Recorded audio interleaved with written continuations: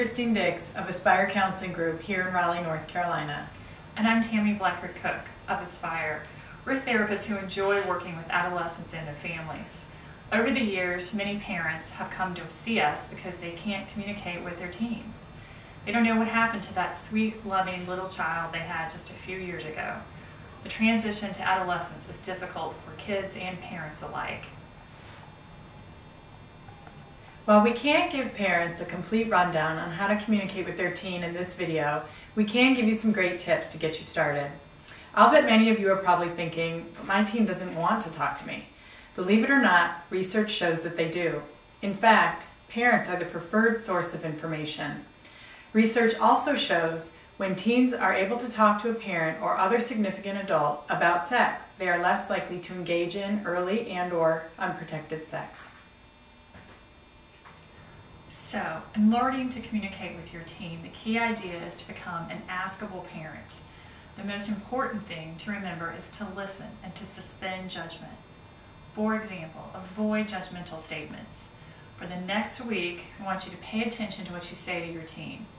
Remember, anytime you give your opinion, express belief, or make a suggestion, you're involved in judging. We are used to ordering, directing, and advising our children. Try to cut out judgmental statements. For example, if your teen asks you, "Do you like this sweater?" instead of saying, "It's a little tight," or "I love that color pink on you," try, "Do you like the sweater? What do you think?" Other examples of judgmental statements might be, "Your room is too messy. Are you sure you want to take Spanish 4? I wouldn't lend that to him if I were you." In addition to opening up lines of communication, when you avoid judgmental statements, you're helping your teen learn to form their own opinions apart from yours. This is an important part of becoming a responsible, self-confident adult. Some other ideas on communicating with your teen include spending regular time with your adolescent. If you're not around, the natural opportunities to talk are going to be few and far between. Be respectful of your teenagers when you're talking. Respect is a two-way street. And keep your emotions in check. This is hard to do when the topic is tricky or your teen has done something that you don't like.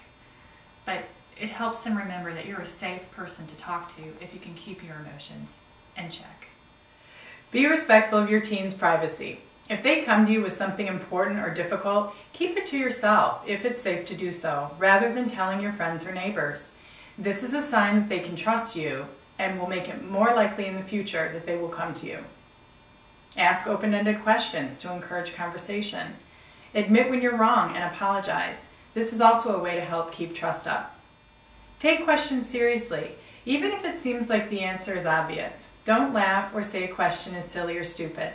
Again, this is showing that you take them seriously and respect them. Many people find talking to their teenagers difficult. So try to calm your nerves beforehand with these tips. Practice makes perfect. You don't have to be perfect from the beginning, but the more you talk about the tough topics, the easier it'll be.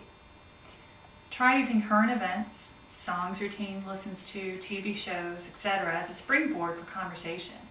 It's easier to communicate your values and expectations clearly if you depersonalize the conversation.